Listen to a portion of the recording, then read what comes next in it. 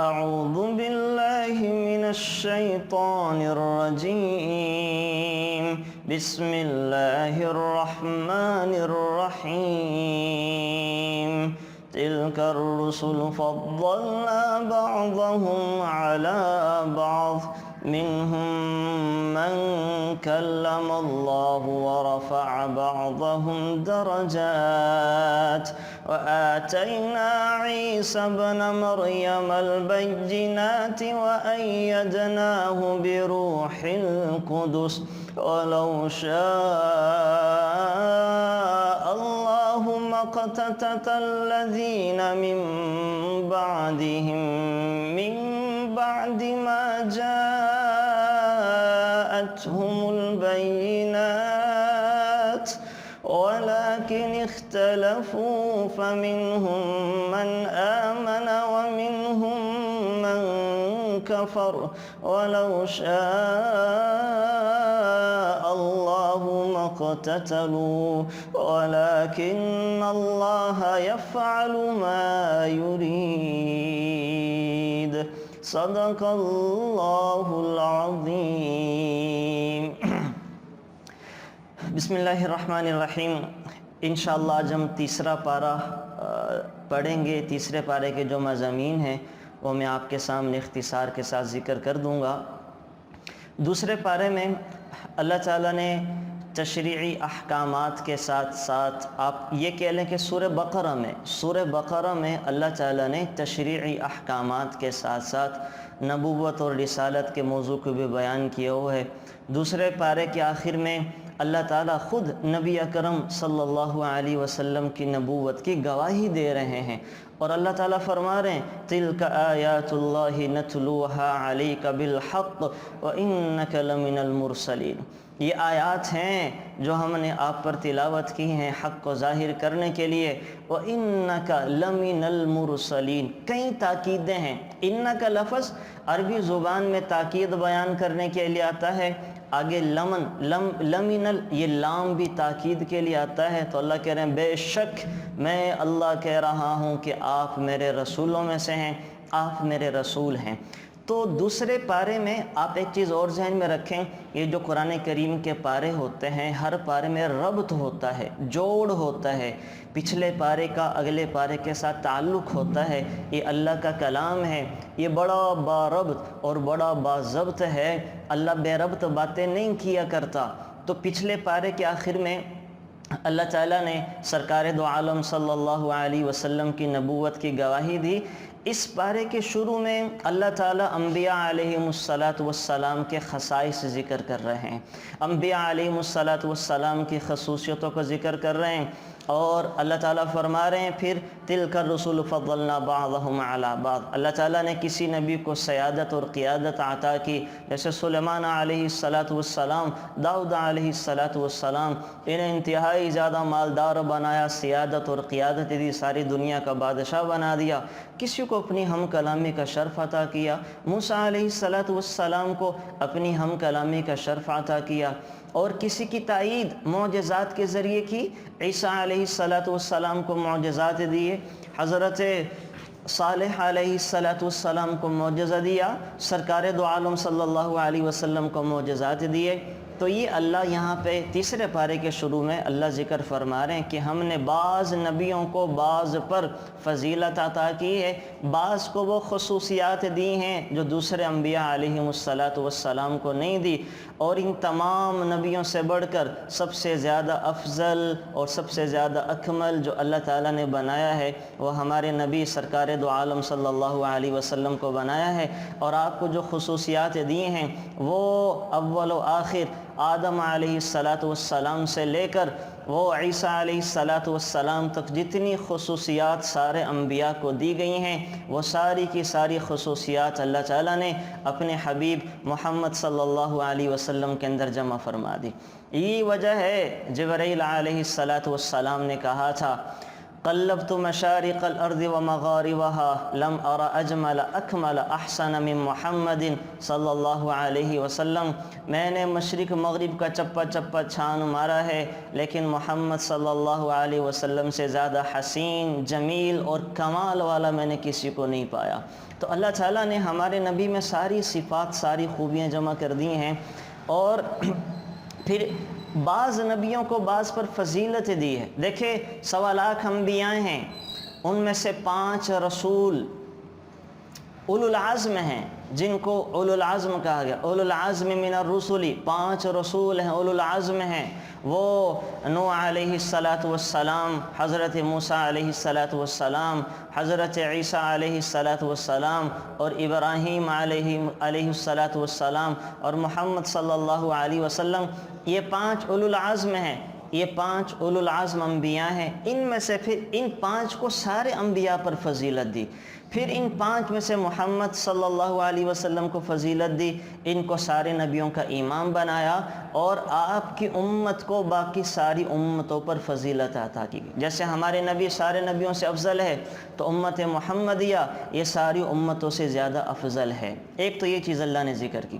پھر اللہ تعالیٰ نے قرآن کریم کی سب سے افضل آیت کا یہاں پہ ذکر کیا، وہ آیت الکرسی ہے۔ قرآن کریم کی سب سے افضل آیت وہ آیت الکرسی ہے۔ اس کے میں 50 کلمات ہیں، 10 جملے ہیں، 50 کلمات ہیں، اور اللہ تعالیٰ نے 17 مرتبہ اپنی ذات کا ذکر کیا ہے، اللہ کی تعریف سے بھری پڑی ہے۔ اللہ لا الہ الا ہو لا تأخذہ سنۃ ولا نوم، اللہ لا الہ الا ہو الحی القیوم لا تأخذہ سنۃ ولا نوم، لہ ما فی السماوات وما فی الارض، من ذا الذی یشفع عنده الا بإذنہ، یعلم ما بین ایدیہم وما خلفہم ولا یحیطون بشیء من علمہ الا بما شاء، وسع کرسیہ السماوات والارض ولا یؤودہ حفظہما وہو العلی العظیم۔ اللہ تعالیٰ نے شروع میں اپنا نام استعمال کیا، اللہ، پہلے نام کیا ناؤن، پھر پروناؤن، اپنے پروناؤن ذکر کر کے 17 مرتبہ اس آیت میں اللہ تعالیٰ نے اپنے ذکر کو کیا ہے، اور اسی وجہ سے اس کو قرآن کریم کی سب سے عظیم آیت، سب سے بلند مرتبہ آیت کہا جاتا ہے۔ اس کے بڑے فضائل ہیں۔ امام احمد رحمۃ اللہ علیہ وہ نقل کرتے ہیں، فرماتے ہیں کہ نبی اکرم صلی اللہ علیہ وسلم کے ایک صحابی لوگوں کو حدیث بیان کیا کرتے تھے، یہاں تک کہ لوگوں کی بہت تعداد جمع ہو جاتی تو وہ گھر کی چھت پر چڑھ جاتے۔ ظاہر اس زمانے میں مائک تو ہوا نہیں کرتے تھے، اپنی آواز کو ویسے ہی پہنچایا جاتا تھا، تو وہ جب لوگ زیادہ جمع ہوتے تو صحابی رسول چھت پہ چڑھ جاتے اور یہ حدیث بیان کیا کرتے تھے، کیا کہ رسول اللہ صلی اللہ علیہ وسلم نے ارشاد فرمایا قرآن مجید میں کون سی آیت سب سے زیادہ عظمت والی ہے؟ تو ایک شخص کہنے لگا اللہ لا الہ الا ہو الحی القیوم۔ تو وہ صحابی کہتے ہیں کہ نبی اکرم صلی اللہ علیہ وسلم نے اپنے ہاتھ میرے سینے پہ رکھا تو مجھے سینے پر ٹھنڈک محسوس ہوئی، اور نبی اکرم صلی اللہ علیہ وسلم نے فرمایا اے ابو المنذر تجھے تیرا علم مبارک ہو، تجھے تیرا علم مبارک ہو کہ تو نے صحیح جواب دیا۔ قرآن کریم کی سب سے عظمت والی آیت وہ آیت الکرسی ہے۔ پھر ایک روایت ابو ذر غفاری رضی اللہ تعالیٰ عنہ بیان کرتے ہیں کہ میں نے نبی اکرم صلی اللہ علیہ وسلم کے پاس تشریف لایا تو آپ علیہ السلام مسجد میں تشریف فرما تھے، تو میں وہاں بیٹھ گیا۔ میں نے نبی اکرم صلی اللہ علیہ وسلم نے فرمایا مجھے اے ابو ذر کیا تم نے نماز پڑھی ہے؟ میں نے کہا نہیں پڑھی۔ تو آپ علیہ السلام فرمانے لگے اٹھ اور نماز پڑھ۔ میں نے اٹھ کر نماز ادا کی اور پھر بیٹھ گیا، تو نبی اکرم صلی اللہ علیہ وسلم نے فرمایا اے ابو ذر انسانوں اور جنوں کے شر سے پناہ طلب کرو، انسانوں اور جنوں کے شر سے پناہ طلب کرو۔ ابو ذر کہتے ہیں کہ میں نے رسول اللہ صلی اللہ علیہ وسلم سے کہا کیا انسانوں میں بھی شیاطین ہوتے ہیں؟ تو آپ علیہ السلام نے فرمایا کہ ہاں انسانوں میں بھی شیاطین ہوتے ہیں۔ میں نے نماز کا کہا تو آپ علیہ السلام فرمانے لگے یہ اچھا موضوع ہے، جو چاہے زیادہ کر لے، جو چاہے کم کر لے۔ وہ کہتے ہیں کہ میں نے روزے کے بارے میں حضور سے پوچھا تو فرمایا اس کا اجر اللہ دے گا، اس کا اجر اللہ دے گا۔ اور پھر آپ علیہ الصلاۃ والسلام نے صدقے کا پوچھا تو فرمایا کہ اس کا اجر اللہ 2 گنا کر کے دے گا۔ چلتے چلتے بات آپ علیہ الصلاۃ والسلام نے فرمایا کہ میں نے آپ علیہ الصلاۃ والسلام سے سوال کیا کہ اللہ کے رسولوں کی تعداد کیا ہے؟ فرمانے لگے 310 سے کچھ زیادہ، ایک جم غفیر تھا، اور ایک مرتبہ فرمایا کہ 315۔ میں نے کہا اے اللہ کے رسول، آپ پر جو نازل کیا گیا ہے اس میں سب سے عظیم کیا ہے؟ آپ پر جو قرآن اللہ نے اتارا ہے سب سے عظیم کیا ہے؟ تو آپ علیہ الصلاۃ والسلام نے فرمایا اللہ لا الہ الا هو الحی القیوم۔ آیت الکرسی یہ سب سے عظیم قرآن کریم کی آیت ہے۔ آیت الکرسی کی وجہ سے اللہ تعالیٰ شیاطین اور جنات کے شرور سے بھی حفاظت فرماتے ہیں۔ آیت الکرسی کا پڑھنا جان مال کی حفاظت کی ضمانت بھی ہے۔ وہ آپ کو پتہ ہوگا نا مشہور حدیث مبارکہ بخاری شریف میں کہ رسول اللہ صلی اللہ علیہ وسلم نے ایک مرتبہ حضرت ابو ہریرہ رضی اللہ تعالی عنہ کو صدقہ کا زکوٰۃ کا مال آیا ہوا تھا، اس کی حفاظت کے لیے مقرر کر دیا۔ تو وہ حفاظت کر رہے تھے، رات کو ایک شخص آیا اور دونوں ہاتھوں سے کھجوریں سمیٹنے لگا۔ تو ابو ہریرہ کہتے ہیں میں نے اسے پکڑ لیا اور کہا کہ میں تجھے رسول اللہ صلی اللہ علیہ وسلم کی خدمت میں پیش کروں گا۔ تو وہ کہنے لگا کہ میرے چھوٹے چھوٹے بچے ہیں، مجھے معاف کر دو، چھوڑ دو، مجھے معاف کر دو، چھوڑ دو۔ تو صبح یہ قصہ آپ علیہ الصلاۃ والسلام کو سنایا گیا تو آپ علیہ الصلاۃ والسلام نے کہا کہ تمہارا رات والا چور آج پھر آئے گا۔ اب ابو ہریرہ کہتے ہیں مجھے یقین ہو گیا کہ آج رات پھر وہ چور آئے گا۔ تو پھر رات کو یہی ہوا کہ ایک آدمی آیا اور اس نے کھجوریں چورانا شروع کر دیں۔ میں نے اس کو پھر پکڑا اور کہا کہ تمہیں رسول اللہ صلی اللہ علیہ وسلم کے پاس لے کے جاؤں گا، آپ علیہ الصلاۃ والسلام کے پاس تجھے لے کے جاؤں گا۔ وہ کہنے لگا میرے چھوٹے چھوٹے بچے ہیں، مجھے معاف کر دو، آئندہ نہیں کروں گا۔ صبح یہ حضور کو ابو ہریرہ نے قصہ سنایا۔ آپ علیہ الصلاۃ والسلام نے فرمایا کہ وہ آج پھر آئے گا، آج پھر آئے۔ وہ تیسرے دن پھر آیا، تیسرے دن پھر آیا اور آ کر اس نے پھر کھجوریں چوری کرنا شروع کر دیں۔ تو ابو ہریرہ رضی اللہ تعالیٰ انہوں نے پھر پکڑ لیا۔ تو اس نے کہا میں آپ کو ایک ایسی چیز بتاتا ہوں جو بڑے فائدے والی ہے، آپ مجھے رسول اللہ صلی اللہ علیہ وسلم کے پاس نہ لے کے جائیں، میں آپ کو بڑے فائدے کی چیز بتاتا ہوں۔ ابو ہریرہ رضی اللہ تعالیٰ عنہ نے کہا بتاؤ کیا ہے؟ تو وہ کہنے لگا جب تم رات کو اپنے بستر پہ سونے کے لیے جاؤ تو آیت الکرسی پڑھ لیا کرو، صبح تک اللہ کی طرف سے تمہاری حفاظت کرنے والا ایک فرشتہ مقرر کر دیا جائے گا اور شیطان تمہارے قریب بھی نہیں آئے گا۔ ابو ہریرہ کہتے ہیں کہ میں نے صبح یہ بات رسول اللہ صلی اللہ علیہ وسلم سے ذکر کی تو انہوں نے فرمایا کہ وہ شیطان تھا لیکن بات تمہیں سچ بتا گیا۔ وہ شیطان تھا جو 3 دن تک تمہارے پاس آتا رہا، بات تمہیں سچ بتا گیا، بات تمہیں سچ بتا گیا۔ اور بعض روایات سے پتہ چلتا ہے کہ آیت الکرسی اسم اعظم ہے۔ امام احمد بن حنبل رحمۃ اللہ علیہ لکھتے ہیں کہ اسماء بنت یزید رضی اللہ تعالیٰ عنہ کہتی ہیں میں نے رسول اللہ صلی اللہ علیہ وسلم کو فرماتے ہوئے سنا کہ ان 2 آیتوں اللہ لا الہ الا هو الحی القیوم اور دوسری آیت یہ الف لام میم اللہ لا الہ الا هو الحی القیوم، یہ اللہ کا اسم اعظم ہے، اسم اعظم ہے۔ تو بہت زیادہ فضائل آئے ہیں سورہ بقرہ کے، اور یہ صحیح حدیث مبارکہ ہے۔ آپ علیہ الصلاۃ والسلام نے فرمایا، حضرت ابو امامہ رضی اللہ تعالیٰ عنہ راوی ہیں، بخاری شریف کی حدیث مبارکہ ہے، حضور نے فرمایا جو شخص ہر فرض نماز کے بعد آیت الکرسی پڑھے گا اسے جنت میں داخل ہونے سے صرف موت ہی روک سکتی ہے۔ کیا مطلب؟ یعنی جو شخص ہر فرض نماز کے بعد آیت الکرسی کا اہتمام کرے گا جیسے ہی مرے گا اس کے ذمے اگر حقوق العباد نہ ہوئے تو انشاءاللہ مرتے ہی جنت میں چلا جائے گا، مرتے ہی جنت میں چلا جائے گا۔ تو بڑا آسان سا نسخہ ہے کہ ہم ہر فرض نماز کے بعد آیت الکرسی کا اہتمام کر لیں۔ اچھا، اسی طرح سے بخاری کی روایت ہے، آپ علیہ الصلاۃ والسلام نے فرمایا سوتے وقت آیت الکرسی پڑھنے والا صبح تک شیطان سے محفوظ رہے گا، سوتے وقت آیت الکرسی پڑھنے والا صبح تک شیطان سے محفوظ رہے گا۔ اور امام احمد بن حنبل رحمۃ اللہ علیہ سے روایت ہے، فرماتے ہیں آیت الکرسی کی ایک زبان ہے اور 2 ہونٹ ہیں، یہ عرش کے پاس اللہ کی پاکی بیان کرتی رہتی ہیں، عرش کے پاس اللہ کی پاکی بیان کرتی رہتی ہیں۔ آپ علیہ الصلوۃ والسلام سے ایک روایت اور ہے، ابو ہریرہ راوی ہیں، فرماتے ہیں حضور نے فرمایا جو شخص صبح کو آیت الکرسی اور سورہ غافر کی آیت پڑھ لیں الیہ المصیر تک تو شام تک محفوظ رہے گا، اور جو شام کو پڑھ لے تو صبح تک اللہ اس کی حفاظت فرمائیں گے، صبح تک اللہ تعالیٰ اس کی حفاظت فرمائیں گے۔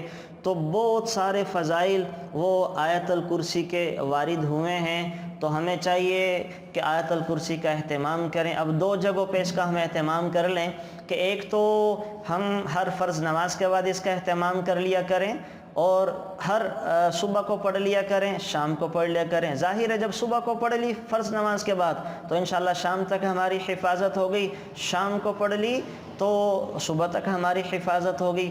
اور بعض روایات میں آتا ہے جب انسان گھر سے نکلتا ہے ایک دفعہ آیت الکرسی پڑھتا ہے، اللہ تعالیٰ ایک فرشتے کو دائیں طرف مقرر کر دیتے ہیں، 2 دفعہ پڑھتا ہے ایک فرشتہ باڈی گارڈ بن کے بائیں طرف آ جاتا ہے، تیسری دفعہ پڑھتا ہے ایک فرشتہ سامنے آ جاتا ہے، چوتھی دفعہ پڑھتا ہے ایک فرشتہ پیچھے آ جاتا ہے، 5ویں دفعہ پڑھتا ہے تو اللہ اعلان کرتے ہیں اور فرشتوں سے کہتے ہیں جاؤ اب تم چلے جاؤ، میں اپنے بندے کی خود حفاظت کروں گا، میں اپنے بندے کی خود حفاظت کروں گا۔ تو بہرحال آیت الکرسی کا اہتمام کریں، بچوں کو یاد کروائیں، اس کے پڑھنے کی عادت بنا لیں، انشاءاللہ اللہ تعالی ہمیں کئی چیزوں سے محفوظ فرمائیں گے۔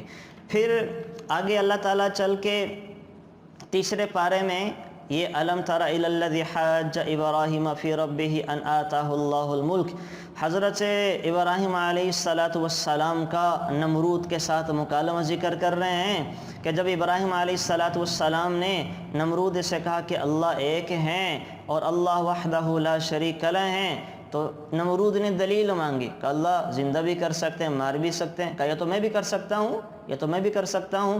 تو اس نے کیا کیا، ایک آدمی جس کو سزائے موت سنا دی جا چکی تھی تو اس نے اس کو چھوڑ دیا، کہا دیکھو یہ قتل کا حقدار تھا، میں نے معاف کر دیا، اور ایک راہ گیر چلتے کو پکڑ کے قتل کروا دیا، تو کہنے لگا دیکھو میں بھی زندہ بھی کرتا ہوں، مارتا بھی ہوں۔ اب یہ احمق بے وقوف نادان تھا، یہ نہیں سمجھ سکا کہ اللہ مردے کو زندہ کرنے پہ قادر ہیں اور کسی نہ چیز کو بنانے وجود پیدا کرنے پہ قادر ہیں، تو زندہ انسانوں کو ان کے ساتھ یہ حرکتیں کر رہا، یہ حماقت کی انتہا تھی۔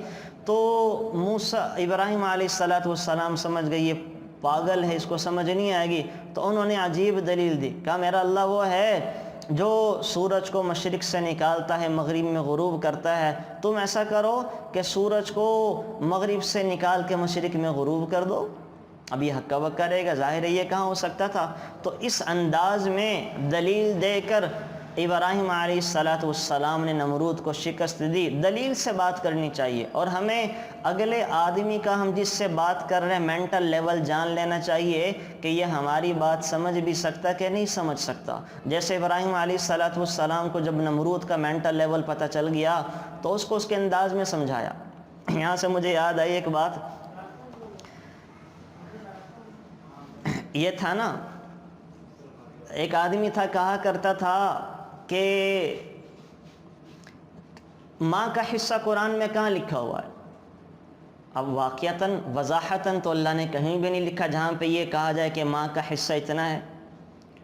اب وہ علماء کے پاس گیا، علماء نے سمجھایا تو یہ آیت کہتا نہیں مجھے دکھاؤ ماں کا لکھا کہاں ہوا ہے۔ اب وہ ہمارے ایک بزرگ کے پاس گئے، حضرت تھانوی رحمۃ اللہ علیہ کے پاس، تو ان سے جا کے کہا کہ وہ ماں کا حصہ کہاں لکھا ہوا ہے، تو انہوں نے بھی آیت وہ دکھا دی میراث والی عورتوں کے حصے میں، کہا نہیں ماں کا لفظ کہاں ہے۔ اب وہ سمجھ گئے کہ آدمی ذرا کم عقل والا ہے، تو کہ اچھا قرآن لے کر آؤ۔ لے آیا، کہ دیکھ کے پڑھنا جانتے ہو؟ کہ تھوڑا بہت جانتا ہوں۔ تو سورہ لہب کے اوپر انگلی لگوائی، تبت یدا ابی لہب وتب ما اغنا عنہ مالہ وما کسب، کہ دیکھو یہ لکھا ہے ماں کا سب، سارے کا سارا ماں کا، حالانکہ یہ عربی میں ہے ماں کا سب، اس کا مطلب اور ہے جو بندے نے کمایا، لیکن وہ چونکہ کم عقل تھا تو اس نے کہا دیکھو یہ ماں کا سب، جب اس کو بتایا گیا کہ ماں کا سب، سارے کا سارا ماں کا، تو اس کی عقل کے اندر بات آ گئی۔ تو بعضوں کو ایسے بھی سمجھانا پڑتا ہے۔ اسی طریقے سے ابراہیم علیہ السلام سمجھا رہے تھے۔ آپ سے بھی کہوں گا کہ کم عقلوں سے بحث کرنے کی ضرورت نہیں ہوتی، اچھے انداز میں ان سے رخصت لے لی جاتی ہے اور انہیں نظر انداز کر دیا جاتا ہے۔ تو بہرحال حضرت ابراہیم کا ایک مکالمہ ذکر ہے۔ پھر مردوں کو زندہ کرنے کے واقعات ہیں۔ یہاں پر سورہ بقرہ میں 5 واقعات آئے ہیں جن میں مردوں کو زندہ کیا گیا ہے، اور اللہ تعالیٰ نے مرے ہوئے لوگوں کو زندہ کر کر انسانوں کو، خاص طور پر بنی اسرائیل والوں کو اور منکرین حیات بعد الموت کو یہ بتایا ہے کہ میں اللہ جب اس دنیا میں لوگوں کو زندہ کرنے پر قادر ہوں تو مرنے کے بعد بھی دوبارہ زندہ کر دوں گا۔ ابراہیم علیہ السلام نے کہا تھا اپنے مشاہدے کے لیے، یقین تھا کہ اللہ سب کچھ کر سکتے ہیں۔ ظاہر ہے ابراہیم کو یقین نہ ہو تو کس کو ہوگا، موحد اعظم تھے، لیکن یہ منظر دیکھنا چاہتے تھے۔ تو اللہ سے کہنے لگے ربی ارینی کیف تحیی الموتیٰ، کیسے زندہ کریں گے آپ مردوں کو، کیسے زندہ کریں گے، تو مجھے دکھائیں۔ تو اللہ تعالیٰ نے کہا 4 پرندوں کو پال لو، ان کو اپنے ساتھ مانوس کرو، پھر ان کو ذبح کر دو، ان کا قیمہ بنا کے 4 پہاڑیوں پہ رکھ دو، پھر ان کو بلاؤ، وہ تیرے پاس دوڑے دوڑے آئیں گے۔ 4 پرندوں کو پالا، بڑا کیا، ذبح کیا، اور ابراہیم علیہ السلام نے ان کو پہاڑیوں پر ان کا قیمہ مختلف مکس کر کے رکھ دیا۔ پھر ایک ایک کا نام لے کے پکارا، مور کو پکارا، کبوتر کو پکارا، کوے کو پکارا اور مرغوں کو پکارا۔ یہ 4 پرندے تھے، اور ان 4 پرندوں کی خصوصیات بھی اللہ نے انسان کے خمیر میں رکھ دیے۔ اس میں حرص کا مادہ بھی رکھ دیا، لالچ بھی رکھ دی، مور کی طرح تکبر اترانا بھی رکھ دیا۔ یہ ساری خصوصیات حضرت انسان میں اللہ تعالیٰ نے رکھ دی ہیں۔ تو ان کو جب حضرت ابراہیم بلا رہے ہیں تو ہڈیاں ان کی جڑنا شروع ہوئیں۔ جو قیمہ مکس تھا ایک پہاڑی سے دوسری جگہ قیمہ گیا، تیسری چوتھی والا وہ ایک جگہ جا کر جمع ہوا، اور اللہ نے ان پرندوں کو جس حالت میں ابراہیم علیہ السلام نے ان کو پال پوس کر بڑا کیا تھا، اسی حالت میں ان مردہ پرندوں کو دوبارہ ابراہیم کے پاس بھیج دیا۔ تو اللہ مردوں کو زندہ کرنے پر قادر ہیں۔ اور دوسرا واقعہ یہاں پر حضرت عزیر علیہ السلام کا پیش آیا۔ عزیر علیہ السلام کو جب بخت نصر نے قید کر لیا، دیکھیں انبیاء کو بھی ظالم کسی کو بھی نہیں چھوڑتے ہیں۔ اللہ تعالیٰ نے بنی اسرائیل والوں کو سزا دی، لاڈلوں کو، اور بخت نصر نے بیت المقدس پر ایسا حملہ کیا، بچوں کو قیدی بنا لیا، ان کی ساری عورتوں کو باندی بنا لیا، اور بوڑھوں کو غلام بنا لیا، اور سارے جوانوں کو اللہ نے قتل کروا دیا۔ اور یہ بنی اسرائیل اللہ کے لاڈلے تھے، اللہ نے ان کے ظلم زیادتی کی وجہ سے ان کے ساتھ پھر یہ کیا، اور بخت نصر ان کے بیت المقدس سے ساری مقدس چیزیں سب کچھ اٹھا کے لے گیا۔ تو عزیر علیہ السلام بچے تھے، ان کے ہاں قید ہوئے۔ جب بڑے ہو کر چھوٹ کر آئیں تو راستے میں کیا دیکھتے ہیں کہ بہت ساری لاشیں پڑی ہوئی ہیں۔ تو خیال آیا کہ اللہ ان لاشوں کو اتنے سالوں کے بعد کیسے زندہ کرے گا۔ تو اللہ تعالیٰ کے نبی کے ذہن میں یہ خیال آیا۔ تو ابھی اپنے گدھے کے اوپر سوار تھے، گدھے پر سوار ہیں، ان کے پاس انجیر ہے کھانے کو لیے، اور پینے کو شیرہ تھا، اور یہ چیزیں دونوں وہ ہیں جو خراب ہو جاتی ہیں۔ تو اللہ تعالیٰ نے ان کو سلا دیا۔ کتنے سال سلا کے رکھا؟ 100 سال۔ جب صبح سوئے تھے، جب یہ بے ہوش ہوئے سوئے ہیں، اللہ نے سلایا ہے، تو صبح کا وقت تھا۔ جب اٹھے ہیں 100 سال کے بعد تو کیا تھا؟ شام تھی۔ اب ان کا گدھا وہاں موجود نہیں تھا، لیکن ان کا شیرہ وہاں موجود تھا، تر و تازہ، ان کی انجیریں وہاں تر و تازہ موجود تھیں۔ وحی آئی کہ کتنا وقت گزرا تمہیں سوتے ہوئے؟ کہنے لگے لبثت یوما او بعض یوم، دن کا تھوڑا سا حصہ ہوا ہے۔ تو اللہ نے وحی بھیجی کہ 100 سال آپ کو بیت چکے ہیں۔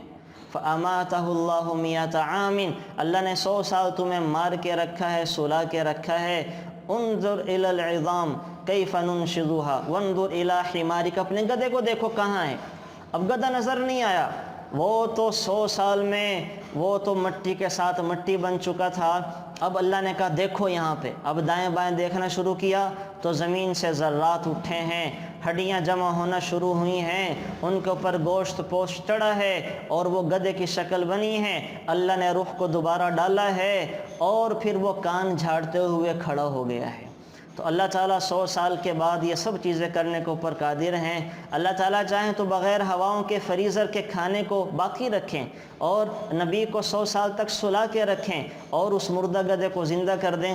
تو اس صورت میں اللہ تعالیٰ نے یہ 5 واقعے جگہ جگہ بیان کیے ہیں۔ 2 تو یہ ہو گئے مردوں کو زندہ کرنے کے، ایک جب حضرت ابراہیم علیہ السلام نے ان 4 پرندوں کو زندہ کیا، ایک جب اللہ تعالیٰ نے حضرت عزیر کی دعا پر اور ان کو دکھانے کے لیے ان کے گدھے کو ان کے سامنے زندہ کیا، اور بنی اسرائیل کے لوگوں نے جب کہا تھا کہ اللہ ہم تجھے دیکھنا چاہتے ہیں تو اللہ تعالیٰ نے ضد کی وجہ سے ان لوگوں کو مردہ کر دیا تھا، پھر زندہ کیا۔ اور وہ قوم جو کل آپ کو بتایا تھا کہ طاعون سے بچنے کے لیے بھاگ گئے تھے، اللہ تعالیٰ نے ان کو مار کر پھر زندہ کیا۔ اور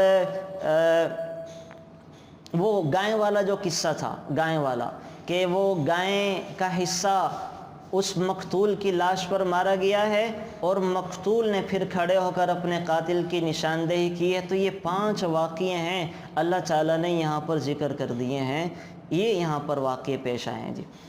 اچھا، پھر اس کے بعد اللہ تعالیٰ نے ہمیں اپنے راستے میں خرچ کرنے کا حکم دیا۔ یہ آیات یہاں پہ یا ایھا الذین آمنوا انفقوا من طیبات ما کسبتم، اے ایمان والو تم خرچ کرو میرے راستے میں۔ دین اسلام اصل میں انسانیت، اللہ کے راستے میں خرچ کرنا، اخوت و محبت، فضل و احسان کا دین ہے۔ انسانیت کی فلاح کا کوئی پہلو ایسا نہیں ہے جو دین اسلام نے بیان نہ کیا ہو اور قرآن نے اس کی دعوت نہ دی ہو اور اللہ کے نبی نے اس کی ترغیب نہ دی ہو۔ انداز بدل بدل کے سورہ بقرہ میں اللہ کے راستے میں اللہ کے بندوں پر اللہ کی راہوں میں خرچ کرنے کی ترغیب آئی ہے۔ اب خرچ کرنا کئی طریقے سے ہوتا ہے، خرچ ہم سب کرتے ہیں۔ اب یہاں پہ آپ کو میں کچھ طریقے جو اللہ نے بتائے ہیں اس سورہ بقرہ میں وہ آپ کو میں ذکر کرتا ہوں۔ خرچ ہم سب جگہ کرتے ہیں، اپنے رہن سہن پہ کرتے ہیں، کھانے پینے پہ کرتے ہیں، اپنی آسائشوں پہ کرتے ہیں، پکنک پہ کرتے ہیں، شاپنگ پہ کرتے ہیں، شادی خوشی غمی کے موقعوں پہ کرتے ہیں۔ اللہ کیا چاہ رہے ہیں؟ سب سے پہلے تو اللہ تعالیٰ کی راہ میں خرچ کرنے والوں کو اخلاص کی ترغیب دی گئی ہے کہ جو خرچ کرو اخلاص کے ساتھ کرو، اخلاص کے ساتھ کرو۔ اور پھر اللہ نے مثال دی اخلاص کے ساتھ صدقہ کرنے والے کے پیسوں کو اللہ کیسے بڑھاتا ہے۔ اور آپ علیہ السلام نے بھی فرمایا میرے صحابہ ایک کھجور صدقہ کریں گے، مٹھی بھر کھجور، اور بعد والے لوگ احد پہاڑ کے برابر سونا خرچ کریں گے تو میرے صحابہ کے مٹھی بھر کھجور کے برابر نہیں ہو سکتے، کہ ان میں اخلاص اتنا ہوتا تھا، ریا دکھلاوے کا شائبہ ہی نہیں تھا، اللہ کے لیے تھا، اللہ کے لیے۔ دیکھیں انسان غصے میں آئے نا تو کنٹرول نہیں کر پاتا، یہاں تک کہ ہم بھی کنٹرول نہیں کر پاتے۔ ہم لوگوں کو دعوت دیتے ہیں، بتاتے ہیں، لیکن غصے میں ہو تو ہم بھی پتہ نہیں کیا کیا کیا جاتا، اللہ ہم سب کو معاف فرمائے۔ لیکن قربان جائیں حضرت علی ایک کافر کی چھاتی پر چڑھ کر بیٹھے ہوئے ہیں، قتل کرنے لگے ہیں۔ قتل کیوں کرنے لگے ہیں؟ اللہ کو راضی کرنے کے لیے، اللہ کے دشمن کو، اللہ کی زمین کو اللہ کے دشمنوں سے پاک کرنے کے لیے قتل کرنے لگے ہیں۔ تو اس نے حضرت علی کے منہ پر تھوک پھینک دیا۔ اب دیکھیں حضرت علی کا غصہ بڑھ جانا چاہیے تھا، اب 2 غصے شامل ہو گئے، ایک اللہ کی ذات کے ساتھ شرک ٹھہرانے کا غصہ، دوسرا حضرت علی کے اوپر تھوکنے کا غصہ، 2 غصے اکٹھے ہو گئے۔ لیکن قربان جائیں حضرت علی نے چھوڑ دیا یہ کہہ کر کہ اب میں جو تجھے قتل کرنے جا رہا ہوں یہ اللہ کی وجہ سے نہیں رہا، میرا غصہ شامل ہو گیا، میری ذات بیچ میں آ گئی کہ تو نے مجھ پر تھوکا، اور اب اگر میں تجھے قتل کرتا ہوں تو کہیں یہ نہ ہو کہ میں اپنی ذات کا انتقام لینے کے لیے تجھے قتل کر رہا ہوں۔ یہ ہوتا تھا اخلاص۔ لڑ بھی رہے اور اخلاص نہیں رہا تو وہ کام بھی چھوڑ دیا۔ تو بہرحال اخلاص جو ہے وہ پیدا کرنا اللہ کہہ رہے ہیں سب سے پہلا حکم، اور اس کی مثال دے رہے ہیں زمین میں کاشتکار کی طرح۔ کیا دے رہے ہیں اللہ تعالیٰ؟ کہ ایک آدمی زمین میں دانہ بوتا ہے اور اس سے 7 بالیاں اگتی ہیں اور ایک ایک بالی میں 100 دانے ہوتے ہیں، تو اسی طرح اللہ تعالیٰ اخلاص کے ساتھ 1 روپیہ خرچ کرنے والے کو 700 نیکیاں بھی عطا کر دیتے ہیں۔ جس کا جتنا اخلاص ہوگا اللہ اس کی نیکیوں کو اتنا بڑھا دیتے ہیں۔ اور دوسری طرف وہ شخص ہے جو محض دکھاوے کے لیے صدقہ کرتا ہے، تو اللہ تعالیٰ نے اسے اس کسان کے ساتھ تشبیہ دی ہے جو اپنی فصل ایسی چٹان پر بوتا ہے جس پر تھوڑی سی مٹی ہو، اگر تیز بارش آ جائے تو مٹی اور بیج دونوں بہہ جاتے ہیں، ساری محنت ضائع ہو جاتی ہے۔ تو بعض لوگ ایسے ہوتے ہیں جو خرچ کرتے ہیں، اگر کوئی آدمی ان کو کہہ دے جی کہ آپ نے تو بڑا پیسہ خرچ کر دیا، آپ نے تو بڑا پیسہ مسجد مدرسے میں لگا دیا، تو وہ اتنے کچے ہوتے ہیں، کہتے ہیں جی بس جی کیا کریں، پیسے تھے میں نے لگا دیے۔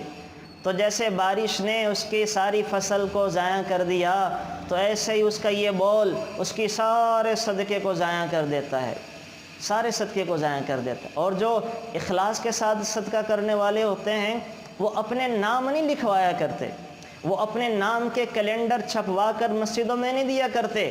وہ یہ نہیں کہتے ہیں کہ میں نے خرچ کیا ہے، جناب امام صاحب میرا نام لے کے دعا کر دیں کہ فلانے نے یہ دیگ چڑھائی ہے، فلانے نے پیسے دیے ہیں، فلانے نے قالین بچھوا دی، تو میرا نام لے کے دعا کریں۔ نام لے کے تو نیکی ضائع کرنے والی بات ہوتی ہے۔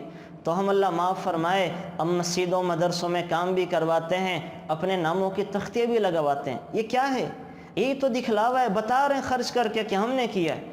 قالین بھی مسجد مدرسوں میں بچھواتے ہیں، پنکھے بھی لگواتے ہیں، لیکن اپنے نام کی تختیاں بھی لگواتے ہیں۔ یہ کیا ہے؟ یہ دکھلاوا، ریا تو ہے۔ صحابہ تو ایسے کرتے تھے، ایک ہاتھ نے دیا تو دوسرے ہاتھ کو پتہ بھی نہیں چلتا تھا۔ تو اللہ کہہ رہے ہیں یہاں پہ دو طریقے اللہ تعالیٰ نے بتا دیے، الذین ينفقون باللیل والنہار سرا وعلانیہ فلہم اجرہم عند ربہم ولا خوف علیہم ولا ہم یحزنون۔ اور اگر اخلاص کے ساتھ صدقہ کیا جائے اس کی بڑی برکتیں ہیں، بڑی برکتیں ظاہر ہوتی ہیں، بڑی برکتیں۔ ہم تو مسلمان ہیں، اگر کافر، یہ تو پہلے زمانے کی امتوں نے خرچ کیا ہے ان مسلمانوں نے، تو اللہ نے ان کو بھی بڑا دیا ہے۔ بنی اسرائیل کے قصہ آپ علیہ الصلوۃ والسلام سنایا کرتے تھے کہ ایک آدمی رات کو نکلا، اس نے رات کے اندھیرے میں صدقہ کیا، تو صبح پتہ چلا کہ وہ پیسہ تو رات کسی چور کے ہاتھ میں تھما دیا۔ چور چوری کرنے آیا تھا، اس نے اس کو مستحق سمجھا، پیسہ دے کے آ گیا۔ اب اس صدقہ کرنے والے کو بڑا دکھ ہوا کہ اوہو میرا صدقہ تو ضائع چلا گیا اور میں چور کو تھما کے آ گیا۔ اس نے کہا چلو آج رات پھر صدقہ کرنے جاؤں گا۔ رات کو پھر اس نے اپنے چہرے پہ ایک کپڑا باندھا، اور رات کو اندھیرا، چاند کی روشنی ہوتی تھی، لائٹ کہاں ہوتی تھی وہاں پہ، تو رات کے اندھیرے میں پھر وہ کسی کو پیسے دے کر آ گیا۔ صبح لوگوں میں خبر مشہور ہو گئی کہ رات تو کوئی کسی فاحشہ عورت کو پیسے دے کے چلا گیا۔ فاحشہ عورت نے بتا دیا کہ کوئی میرے ہاتھ میں پیسے تھما کے چلا گیا، خبریں مشہور ہو گئیں۔ اس کو بھی پتہ چلا، بڑا یہ اس نے دکھ کیا کہ اوہو میرا صدقہ تو ضائع ہو گیا، میں فاحشہ عورت کو پیسے دے کے آ گیا۔ اس نے کہا آج پھر صدقہ کروں گا۔ تیسرے دن اس نے پھر پیسے لیے، اور پیسے لینے کے بعد یہ پھر گیا، رات کو صدقہ کیا چپکے چپکے، تو صبح لوگوں میں خبر مشہور ہوئی کہ رات شہر کے سب سے بڑے مالدار کے ہاتھ پر کوئی پیسے پکڑا کے چلا گیا۔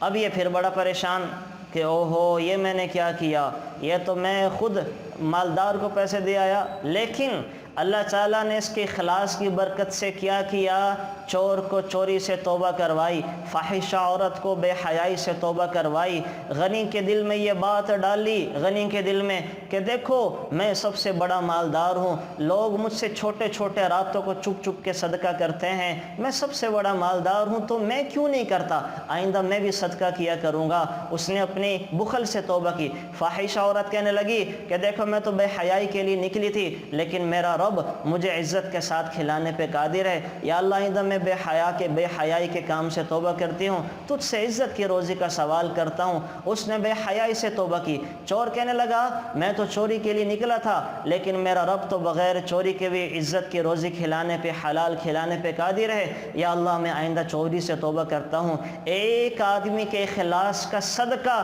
3 لوگوں کو توبہ کروا گیا۔ ایک آدمی کے اخلاص کا کیا ہوا صدقہ 3 لوگوں کو توبہ کروا گیا۔ اتنی برکتیں ہوتی ہیں صدقہ اور زکوٰۃ کی۔ اللہ معاف فرمائے، ہم تو اول زکوٰۃ نکالتے نہیں ہیں، نکالتے ہیں تو مستحق تک نہیں پہنچ پاتی، ہمیں پتہ ہی نہیں ہے کہ مستحق کون ہے، ہم اپنوں کو مربت میں، رعایت میں اور پتہ نہیں کئی وجہ سے دے دیتے ہیں، حالانکہ مستحقین زکوٰۃ نہیں ہوتے۔ تو زکوٰۃ اگر صحیح جگہ پر پہنچ جائے اس کی اتنی برکتیں ہیں کہ ہم تاب نہ لا سکیں۔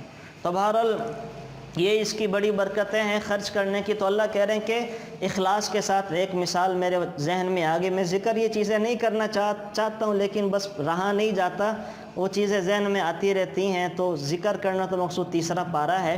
تو بہرحال آگے اللہ تعالیٰ پھر ہمیں بتا رہے ہیں کہ صدقہ اخلاص کے ساتھ دیا جائے، اس کے اندر ریاکاری نہ ہو۔ ریاکاری والا صدقہ ایسے ضائع ہو جاتا ہے جیسے بارش بیج کو لے کے چلی جاتی ہے۔ پھر صدقہ دینے کی شرائط اللہ نے ذکر کی ہیں۔ اللہ کہہ رہے تمہارے پاس ہے تو دو، اور دینے کے بعد احسان نہ جتلاؤ، کسی کی دل آزاری نہ کرو، کسی کو جتلاؤ نہ کہ ہاں میں نے دیا تھا تمہیں، فلاں موقع پہ دیا تھا اور تم میرا کام نہیں کر رہا، میں تمہارے یہ کام آیا تھا تم میرا یہ کام نہیں کر رہے۔ تو دینا ہے تو اچھے انداز میں دو، نہیں دینا تو مناسب انداز میں اس سے معذرت کر لو کہ بھائی معاف کر دیں میرے پاس ہے نہیں۔ چوک چراہوں پہ مانگنے آئے ہاتھ بلند کر دیں کہ میرے پاس نہیں ہے، یا اللہ تمہیں بہت دے، یا اللہ معافی کرے جی، اس قسم کے اچھے انداز کہنے چاہیے جو اللہ کے نبی فرما رہے ہیں وَأَمَّا السَّائِلَ فَلَا تَنْهَرْ، مانگنے والوں کو ڈانٹو نہ، نہیں ہے تو دے دو، نہیں ہے تو اچھے انداز میں ان کی بات کو ٹال دو۔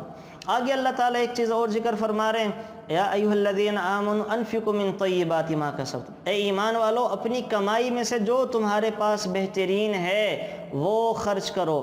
اللہ عمدہ چیز خرچ کی ہوئی پسند کرتا ہے، اللہ ردی اور گھٹیا چیز پسند نہیں کرتا، گھٹی اور ردی چیز پسند نہیں کرتا۔ اور ہم کیا کرتے ہیں عام طور پہ کیا ہوتا ہے، ہم جب مصیبت میں مبتلا ہوتے ہیں مدرسوں میں بکرے لے کر آتے ہیں، ہمارے جب مدرسے میں بکرے آتے ہیں تو وہ بکرے ہوتے ہیں جو اپنے پاؤں پہ نہیں چل سکتے، اور لوگ اپنی بلاؤں مصیبتوں کو دور کرنے کے لیے ان کالے بکروں کو لے کے ان کا تو صدقہ کرنا بھی جائز نہ ہو شاید۔ ابھی ہمارے مدرسے کے لیے 5-7 دن پہلے کوئی بکرا لے کر آیا تو ہم نے کہا یہ تو ہم استعمال نہیں کر سکتے ہمارے مدرسے کے بچے، اس کو واپس لے جاؤ، وہ بلکہ ہم نے کسی اور کو پھر دیا۔ تو لوگ اپنی بلائیں ٹالنے کے لیے ایک اور کالے رنگ کی بلا وہ ہم پر مسلط کر دیتے ہیں جو کھانے کے لائق ہی نہیں ہوتا، اس کا گوشت سمیل بدبودار کھایا نہیں جاتا، لیکن لوگ کیا کرتے ہیں کہ سستا مل رہا ہے کہ وہ دے دیتے ہیں۔ تو اللہ تو پاک ہیں اور اپنے رستے میں اپنی راہوں میں اپنے بندوں پر پاکیزہ اور اچھے مال کو پسند کرتے ہیں۔ ردی گھٹیا چوری والا ڈاکے والا سمگل والا دھوکہ فراڈ سے کمایا ہوا مال اللہ یہ مال پسند نہیں کرتا۔ اللہ تو حلال آمدن حلال مال اور عمدہ چیزیں پسند کرتا ہے، عمدہ چیزیں پسند کرتا ہے۔ قربانی کیا ہے؟ قربانی اللہ کے رستے میں خون بہانا، تو اللہ کیسے پسند کرتے ہیں؟ عمدہ قسم کی۔ تو جب ہم صدقہ زکوٰۃ دیتے ہیں اس کے اندر اگر مال دیں تو عمدہ قسم کا ہمیں دینا چاہیے، اعلیٰ قسم کا دینا چاہیے تاکہ اللہ کے معیار پر پورا اتریں۔ تو بہرحال اس چیز کا بھی خیال رکھیں، اس رواج کو ختم کریں۔ یہ جو لوگ مری ہوئی مرغیاں اور جناب یہ چھوٹے چھوٹے کالے سے رنگ کے بکرے جو پہاڑی بکرے کہلاتے ہیں یہ ہمارے مدرسوں میں لے آتے ہیں تو یہ کھانے کے لائق نہیں ہوتے۔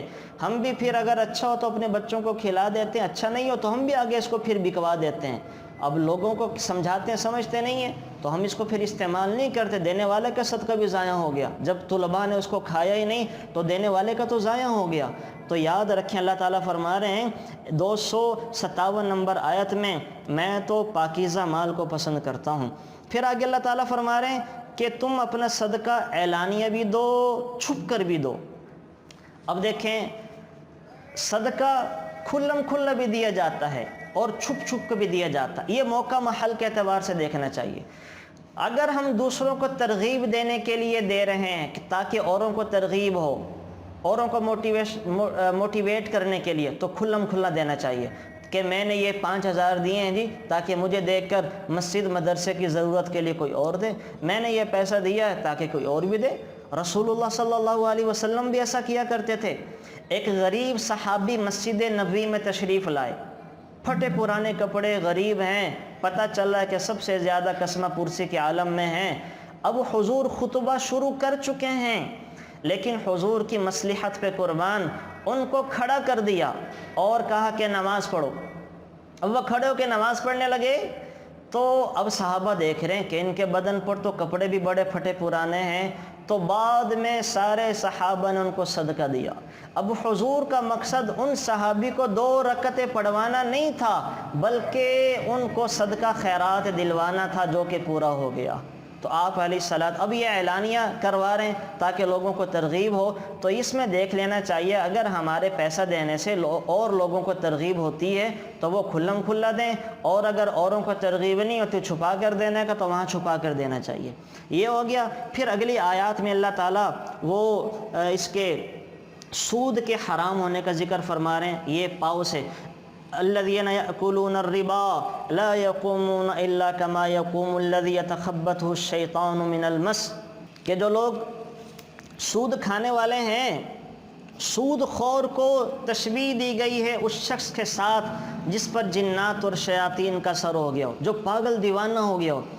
جس شخص پہ جن چڑھ جائیں تو جیسے وہ پاگلوں والی بہکی بہکی باتیں کرتا ہے. اللہ فرما رہے کہ سود خور کا انجام بھی دنیا میں ایسے ہی ہوتا ہے. میں نے خود اللہ معاف فرمائے اپنی آنکھوں سے دیکھا, ایک آدمی نے سود کر کر کے اپنے کاروبار کو بہت بڑھایا. جب کاروبار کی فروانی ہو گئی تو سکون ختم ہو گیا, اپنی کن پٹی پہ گن رکھ کر خودکشی کر لی. کن پٹی پہ گن رکھے اور خودکشی کر لی, اور ایسے بچوں کو چھوڑ کے چلا گیا. اللہ معاف فرمائے, حفاظت فرمائے. تو اللہ کہہ رہے ہیں کہ سود خور کے ساتھ دنیا میں ایسے ہوتا ہے جیسے اس کو جنات اور شیاطین چپٹ جائے, پاگل دیوانہ ہو جاتا ہے, دنیا میں خبتیوں پاگلوں جیسا ہوتا ہے. اور وہ جب قبر سے اٹھے گا تو مخبوط الحواس ہو کر اٹھے گا. مخبوط الحواس, اس کے حواس گم ہو چکے ہوں گے, پاگل و دیوانوں کی طرح قبروں سے اٹھایا جائے گا. اور پھر بعض روایات میں آتا ہے کہ سود خور کا پیٹ ایسے کر دیا جائے گا جیسے بہت بڑا مٹکا ہو جس میں سانپ اور بچھو دوڑ رہے ہوں گے. اللہ اس کے پیٹ کو بڑھا دیں گے. حشر کے میدان میں وہ بڑا سا پیٹ لے کر گھومتا پھرے گا جس میں سانپ اور بچھو دوڑتے ہوں گے. تو بڑی سخت سزائیں ہیں. اور دنیا کے اندر میں نے کیا بتایا تھا کہ اللہ تعالیٰ کا اعلان جنگ ہے. اللہ کہہ رہے میرا اعلان جنگ ہے, اور اللہ کے اعلان جنگ کا مطلب بھی میں نے بتا دیا تھا کہ سود خور کا ایمان خطرے میں ہوتا ہے. سود خور کا ایمان خطرے میں ہوتا ہے. اللہ جب کسی کے ساتھ اعلان جنگ کرتے ہیں تو اللہ اس کی عقل نہیں مارتا. اللہ کیا کرتا ہے, اس کا مال نہیں چھینتا ہے, اللہ اولاد نہیں چھینتا ہے, اللہ اس کا ایمان چھین لیتا ہے. ایمان جو سب سے زیادہ قیمتی چیز ایک مسلمان کے پاس ہے ایمان, تو اللہ اس کا ایمان چھین لیتے ہیں. تو سود خور کا ایمان خطرے میں ہوتا ہے. اب یہ سمجھیں بہت سارے واقعات سود کے اوپر ہیں. انشاءاللہ اس کی ہم الگ سے سیشن رکھ کر تفصیل سے ذکر کریں گے کہ سود کی معاشرے میں کیا کیا قسمیں رائج ہیں, اور صحابہ کے دور میں, تابعین کے دور میں, تبع تابعین کے دور میں کیا کیا واقعات پیش آئے ہیں, اور لوگوں نے کیسے کیسے سود سے توبہ کی. پورے گھنٹے کا یہ ٹاپک ہے تو اس پہ تو اب بات نہیں ہو سکتی, پھر کریں گے. البتہ میں آپ کو سود کی تعریف بتا دوں. اس کی ڈیفینیشن میں بہت سارے لوگوں کو مغالطہ ہے. سود کہتے کس کو, یہ بات آپ غور سے ذرا سمجھ لیں تاکہ آپ کو کبھی پریشانی مسئلہ نہ ہو. دو ڈیفینیشنز ہیں اس کی, دو طرح سے یاد رکھنا ہے. ایک تو کل قرض جر نفعا فہو ربا. آپ علیہ السلام نے فرمایا ہر وہ قرض جو آپ کسی دوسرے کو دیں اور اس قرض کے بدلے میں اس سے اضافی فائدہ لیں, یہ سود ہے. یہ سود ہے. آپ نے کسی کو 1 لاکھ روپیہ بطور قرض دیا اور اس قرض کے بدلے میں آپ کیا کر رہے ہیں, 1,10,000 لے رہے ہیں, یہ بھی سود ہے. اس 1 لاکھ کے بدلے میں آپ اس سے اپنے گھر کے کام بھی مفت میں کروا رہے ہیں, یہ بھی سود ہے. اس 1 لاکھ کے بدلے میں آپ اس سے ناجائز سفارشیں بھی کروا رہے ہیں, یہ بھی سود ہے. آپ اس کو 1 لاکھ دے کر اس کو اپنے ماتحت بنا کر اس سے اور کئی جائز ناجائز کام جو پیسوں سے ہوتے ہیں مفت میں کروا رہے ہیں, یہ بھی سود ہے. یہ بھی سود ہے. اور یہ ہم کرتے ہوتے ہیں, ہم کسی سے قرض دے کر اس کی مجبوریوں سے فائدہ بھی اٹھاتے ہیں, یہ بھی سود ہے. امام اعظم ابو حنیفہ رحمۃ اللہ علیہ نے ایک آدمی کو قرض دیا. جس کو قرض دیا اس کے گھر میں جنازہ تھا, میت تھی. جنازہ پڑھانے کے لیے امام اعظم ابو حنیفہ رحمۃ اللہ علیہ تشریف لے کر گئے ہیں. اب میں آپ کو بتا رہا ہوں کہ بڑے آدمی ویسے بڑے نہیں بنتے. بڑے آدمی چھوٹے چھوٹے گناہوں سے, شک و شبہات سے بھی بچتے ہیں, تب جا کر اللہ ان کو بڑا بناتا ہے. ایسے ہی نہیں بڑا بن جاتے وہ. اب ابو حنیفہ جنازہ پڑھانے اس گھر میں گئے ہیں جن گھر والوں کو انہوں نے قرض دیا ہوا تھا. تو ابھی جنازے میں تھوڑا وقت باقی تھا. کیا کیا, دھوپ سخت تھی, سخت شدت کی دھوپ تھی. ابو حنیفہ رحمۃ اللہ علیہ نے کیا کیا, اچھا اس کی دیوار کے ساتھ درخت لگے ہوئے تھے, سایہ تھا وہاں پہ. ابو حنیفہ رحمۃ اللہ علیہ اس درخت کے سایوں میں نہیں بیٹھے، درخت کے دیوار کے سائے میں نہیں بیٹھے، دور آ کر کھیت میں سورج کے نیچے بیٹھ گئے۔ لوگوں نے کہا امام اعظم ابو حنیفہ رحمۃ اللہ علیہ آپ مہربانی کر کے گھر کے سائے میں، درختوں کے سائے میں تشریف لے آئیں۔ فرمانے لگے نہیں، میرا وہاں بیٹھنے کا حق نہیں ہے۔ کہا کیوں آپ نہیں بیٹھ رہے؟ سارے لوگ آپ کی وجہ سے کھڑے ہو چکے ہیں۔ کہا میں نے ان گھر والوں کو قرض دیا ہوا ہے اور میں ان کی کسی چیز سے فائدہ نہیں اٹھا سکتا۔ کہہ رہے میرے نبی نے فرمایا کل قرض جر نفعا فہو ربا، ہر وہ قرض جو آپ کو اضافی فائدہ پہنچائے وہ حرام ہے، تو ان کا سایہ بھی میں استعمال نہیں کر سکتا۔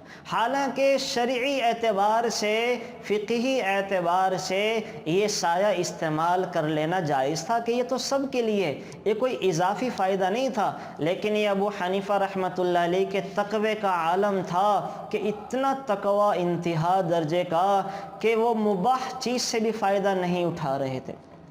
یہ ہوتا ہے قرض دے کے کسی سے فائدہ اٹھانا سود کے زمرے، ہم ایسا کر رہے ہوتے ہیں۔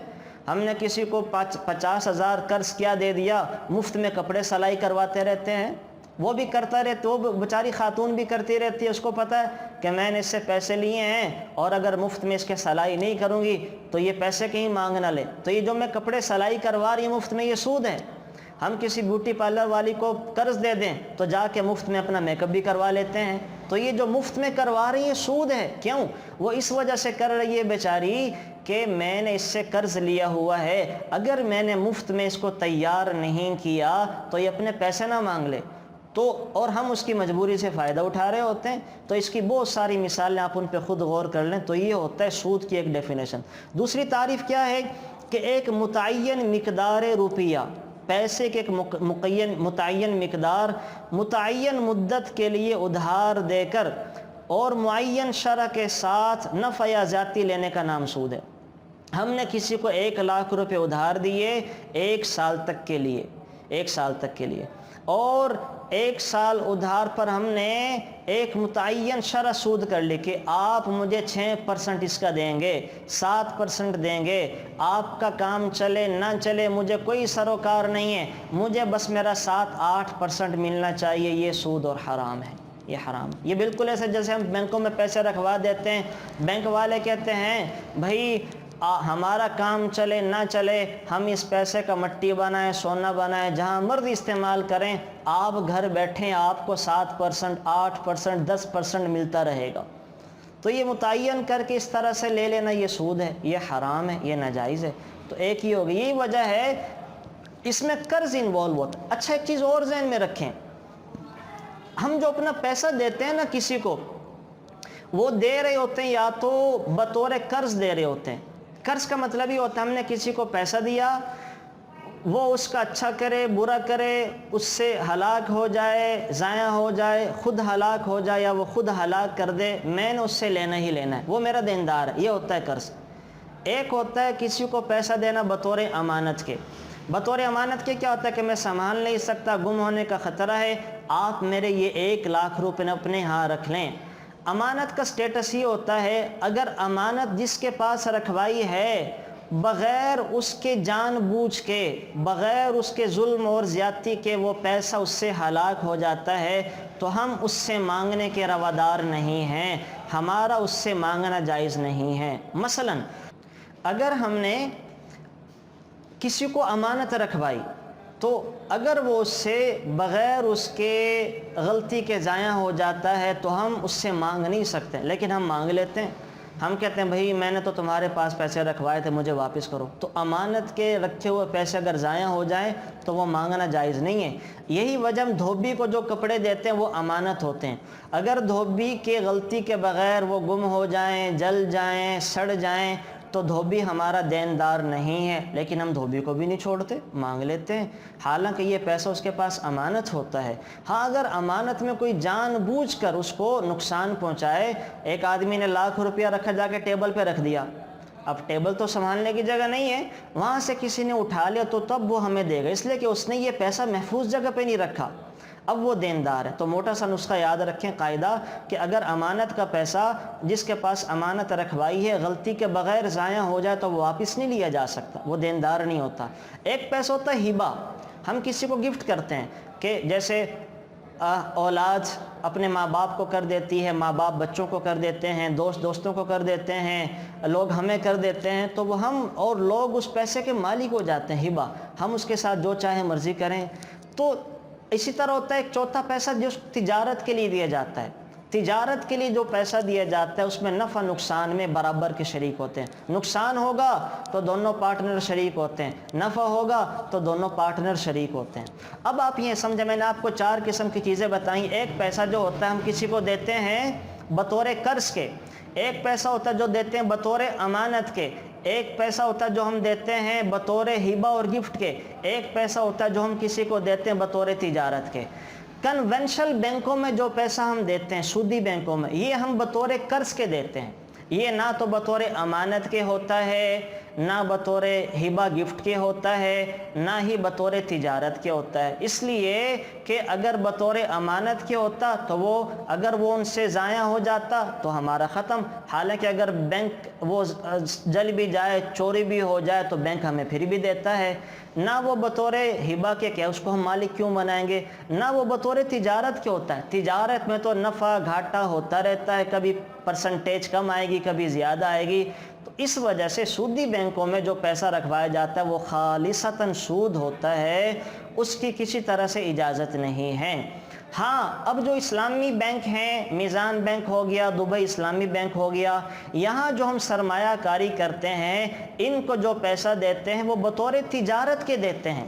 وہ ہم کہتے ہیں کہ ہمارے پیسوں سے آپ تجارت کریں، خود بھی کھائیں، ہمیں بھی کھلائیں۔ یہی وجہ ہے کہ میزان بینک جو آپ کا پیسہ لے کر اس سے مضاربہ تجارت کرے گا تو پرسنٹیج اب کرونا کے دن تھے 2.5% پہ آ گیا، 2% پہ نفع آ گیا، اور جب یہ کاروبار بڑھ جاتا ہے تو 7 8% تک چلا جاتا ہے۔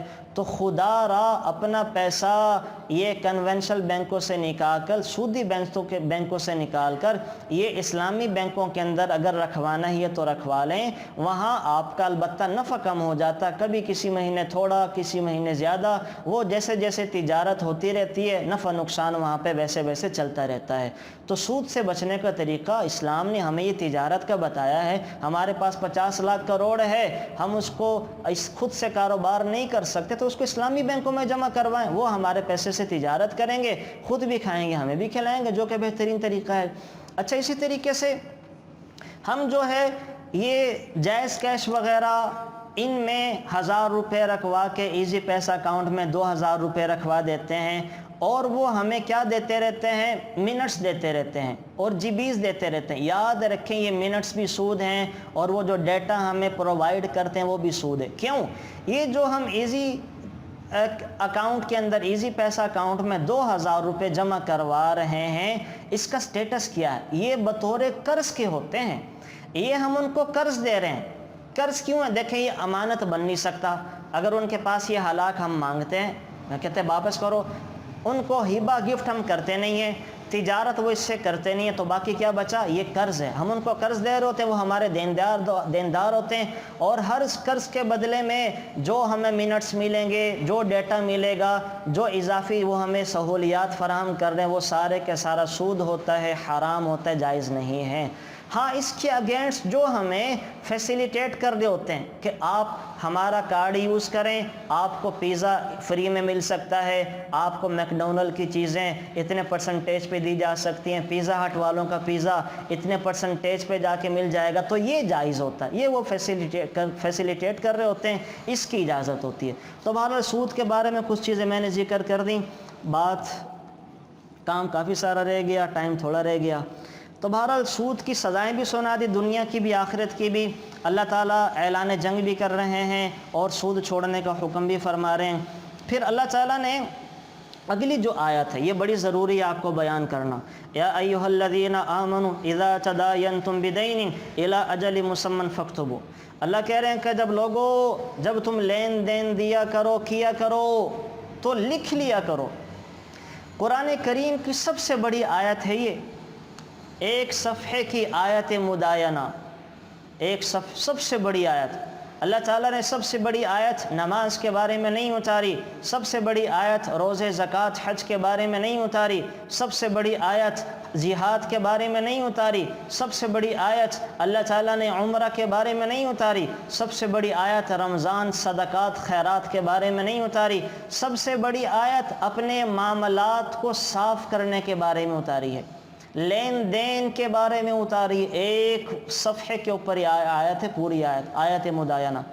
اللہ تعالیٰ کہہ رہے ہیں کہ لین دین صاف کیا کرو، دو بھائی آپس میں لین دین کرتے ہو تب بھی لکھت پڑھت کر لیا کرو، دو بہنیں لین دین کرو، کسی کو پیسے ادھار پہ دو، دو لکھت پڑھت کر لیا کرو۔ یہ میرے نبی کی سنت ہے کہ اگر بغیر لکھت پڑھت کے فوت ہو گئے اور دین باقی رہا تو بہن نے بھی کوئی معاف نہیں کرنا، بہن نے ساری کمائی دنیا کی لے جانی ہے، ساری نیکیاں لے جانی ہے، بھائی نے بھی معاف کوئی نہیں کرنا ہے، دوستوں نے بھی معاف کوئی نہیں کرنا، ساری کمائی ہماری دنیا کی لے جائیں گے جو نیکیوں کی شکل میں ہم نے کی ہے۔ تو اللہ کہہ رہے ہیں کہ لین دین کو صاف کرو، سب سے بڑی آیت ہے۔ آپ سے کوئی سوال کرے قرآن کریم کی سب سے بڑی آیت کون سی ہے، کس چیز کا حکم ہے، تو آپ نے کہنا سب سے بڑی آیت مداینہ ہے، جس میں اپنے معاملات صاف کرنے کا حکم ہے، لین دین کو صاف کرنے کا حکم ہے۔ میرے نبی تو جو مقروض فوت ہو جاتا اس کی نماز جنازہ نہیں پڑھایا کرتے تھے، سزا کے طور پر، تنبیہ کرنے کے لیے، تاکہ لوگوں کے حقوق صاف کر کے جائیں۔ جنازہ آتا تو پہلا سوال ہوتا حل علیہ دین، اس پر قرض تو نہیں ہے؟ اگر کہا جاتا کہ قرض نہیں ہے تو میرے نبی جنازہ پڑھا دیا کرتے تھے، اور اگر قرض ہوتا تو آپ علیہ الصلوۃ والسلام کہتے صلوا علی اخیکم، اپنے بھائی کی نماز جنازہ تم خود پڑھا لو۔ کتنی بڑی سزا ہوتی تھی یہ کہ میرے نبی موجود ہے اور نماز جنازہ نہیں پڑھا رہے۔ ایک جنازہ آیا، آپ نے پوچھا قرض ہے؟ کہا جی 3 درہم کا قرض ہے۔ آپ نے کہا تم جنازہ پڑھا لو۔ ایک صحابی نے ذمہ داری لے لی، یا رسول اللہ صلی اللہ علیہ وسلم ان کا قرض میں اپنے ذمہ لیتا ہوں، میں ادا کر دوں گا۔ تو تب جا کے آپ علیہ الصلوۃ والسلام نے نماز جنازہ پڑھائی ہے، تب جا کے نماز جنازہ پڑھائی۔ یا میں نے آپ کو کل بھی ذکر کیا تھا کہ اصل میں جنت تک پہنچنے کی جو 3 چوکیاں ہیں، پہلی چوکوں پہ ایمان اور شرک چیک ہوگا، مشرکین سیدھا جہنم میں، ایمان والے جانے دیے جائیں گے۔ اگلی چوکی پر حقوق العباد چیک ہوں گے، 1 پیسہ کسی کا کھایا ہوگا تو 700 مقبول نمازیں دینی پڑ جائیں گی۔ سارے اعمال تو وہ لے جائے گا جس کا ہم نے کھایا، جس کو ہم نے ستایا، جس کو ہم نے گالیاں دی، جس کو پریشان کیا، جس کو ذلیل و رسوا کیا۔ میری ساری نمازیں بھی، میرے تہجد بھی، میرے روزے بھی، میری زکاتیں بھی، میرے حج عمرے بھی، میرا راتوں کو رونا بھی، سب وہ لے گیا، اور اس کے گناہ میں اپنے کاندھے پہ ڈال کے خدا نخواستہ جہنم میں چلا گیا، وہ میری نیکیاں لے کے جنت میں چلا گیا، تو بڑے گھاٹے کا سودا ہے۔ اسی کو آپ علیہ الصلوۃ والسلام نے فرمایا کہ یہ میری امت کا مفلس آدمی ہے، یہ ہے جس کا صحیح والا دیوالیہ نکلے گا، اصل دیوالیہ اس کا نکلے گا۔ تو اللہ نہ کرے کہ ہم اور آپ میں سے کوئی ایسا ہو، تو اسی لیے قرآن نے اس کے اوپر بڑا زور دیا اپنے معاملے کو صاف کرو۔ ایک موٹا سا ضابطہ یاد رکھیں، ایک قول ہے، یہ مجھے نام نہیں یاد آ رہا کس کا، فرمایا کرتے تھے تعاشروا کالاخوان وتعاملوا کالاجانب، رہو بہن بھائیوں کی طرح، بہنیں بہنوں کی طرح رہیں، عورتیں مرد مردوں کے ساتھ بھائیوں کی طرح رہیں، رہو بھائیوں کی طرح، تعاملوا کالاجانب، لیکن معاملات اور ڈیل کرو اجنبیوں کی طرح، اس میں مروت نہ کرو، اس میں لحاظ نہ کرو، اس میں ساری شریعت کی فارمیلٹیز پوری کرو۔ ہم بہنیں بھائی رشتہ دار ایک دوسرے میں لین دین کر لیتے ہیں، بعد میں وہ اونچ نیچ ہو جاتی ہے، خاندان ٹوٹ جاتے ہیں، شریعت کہتی ہے فوراً لکھ لیا کرو۔ تو اس چیز کی عادت بنائیں، اس حکم کو میں نے اور آپ نے پورا کرنا ہے، یہ میرے نبی کی سنت ہے۔ اور آپ علیہ الصلوۃ والسلام نے فرمایا جس نے بگاڑ کے زمانے میں میری ایک سنت کو زندہ کیا، اللہ اس کو 100 شہیدوں کا اجر عطا فرمائیں گے۔ تو میں اور آپ نیت کریں، آئندہ اپنا کوئی بھی معاملہ کریں گے، ڈیل کریں گے، لکھت پڑھت کریں گے، اس کی ساری شرعی فارمیلٹیز پوری کریں گے، تاکہ اللہ کے ہاں ہم جواب دینے سے ہم حفاظت ہو سکے۔ اچھا جی، یہ ہو گیا۔ آگے اللہ نے کچھ تجارت کے اصول بتائے ہیں، پھر آخری 2 دعاؤں پہ ربنا لا یکلف اللہ نفسا الا وسعها لها ما کسبت، یہ اللہ نے آیتیں بتائی ہیں۔ اللہ کہہ رہے ہیں میں کسی انسان پر اس کی طاقت سے زیادہ بوجھ نہیں ڈالا کرتا، کسی انسان پر اس کی طاقت سے زیادہ وبال اور بوجھ نہیں ڈالا کرتا۔ ایک آدمی کھڑا ہو کے نماز نہیں پڑھ سکتا، میں مجبور نہیں کرتا کہ کھڑا ہو کے پڑھے، بیٹھ کے پڑھ لے۔ ایک آدمی بیٹھ کر نماز نہیں پڑھ سکتا، میں مجبور نہیں کرتا کہ بیٹھ کے پڑھے، میں کہتا ہوں لیٹ کے پڑھ لے۔ ایک آدمی لیٹ کے نہیں پڑھ سکتا، ہاتھ پاؤں نہیں ہلتے، میں نے اس کو مکلف نہیں بنا کہ ہاتھ پاؤں ہلائے، میں کہتا ہوں کہ آنکھوں کے اشارے سے نماز پڑھ لے۔ تو اللہ نے اتنی آسانیاں پیدا کر دی ہیں۔ ایک آدمی مسجد تک چل کے نہیں جا سکتا تو گھر میں پڑھ لے، گھر میں پڑھ لے۔ ایک آدمی خود حج فرض ہو گیا ہے، حج پہ عمرے پہ حج پہ نہیں جا سکتا، کسی اور کو بھیج دے، اپنے نام کا حج کسی اور سے حج بدل کروا لے۔ ہر چیز کا متبادل بتا دیا۔ میں روزہ نہیں رکھ سکتا، روزے کا کفارہ ادا کر دے، روزے کا کفارہ زکوٰۃ تھی نہیں دی، مال خرچ ہو گیا، ادا کرنے کی نیت کر لے، نیت کر لے۔ اللہ سفر شروع کرنے پہ اتنا دیتے ہیں، اللہ اکبر۔ آپ علیہ الصلوۃ والسلام نے فرمایا ایک آدمی مقروض ہو گیا، قرض بہت زیادہ چڑھ گیا، لیکن نیت ہے ادا کرنے کی، نیت دینے کی ہے، نیت کرتا ہے پکی دل سے کہ جیسے جیسے اللہ پیسے دے گا ضرور واپس کروں گا۔ تو آپ علیہ الصلوۃ والسلام سب سے زیادہ سچے نبی نے فرمایا ایک آدمی اپنے واجب الادا ادا کرنا چاہتا، مفہوم ذکر کر رہا ہوں، ایک آدمی اپنے واجب الادا ادا کرنے کی نیت کرتا ہے اور کسی وجہ سے ادا نہیں کر سکا، تو کل اللہ قیامت کے دن اس کی طرف سے وکیل بن کر ادا کریں گے۔ اللہ قیامت کے دن اس کی طرف سے وکیل بن کے ادا کریں گے۔ اللہ کہیں گے میرے بندے نے مجھے راضی کرنے کی نیت کی تھی، اب میں اس کی طرف سے ادا کرتا ہوں۔ تو کتنی موجیں اللہ تعالیٰ نے لگا دی۔ تو بہرحال اس کا بھی جو ہے وہ اہتمام کیا جائے، اپنے معاملات کو صاف رکھا جائے۔ آگے اللہ تعالیٰ سورہ آل عمران ہم شروع کر لیتے ہیں، تھوڑی سی اس کو پڑھ لیتے ہیں تاکہ دن تھوڑے ہیں، پارے زیادہ ہیں، پڑھ لیتے ہیں۔ سورہ آل عمران، بسم اللہ الرحمن الرحیم۔ سورہ آل عمران کو آل عمران کیوں کہتے ہیں؟ یہ بھی شروع ہی الف لام میم اللہ لا الہ الا هو الحی القیوم سے، حروف مقطعات سے۔ آل عمران کہنے کی وجہ یہ چونکہ اس میں حضرت عمران، حضرت مریم کے خاندان کا قصہ ہے، اس وجہ سے اس کا نام ہی آل عمران رکھا گیا، اس سورت کا نام آل عمران۔ اچھا جی،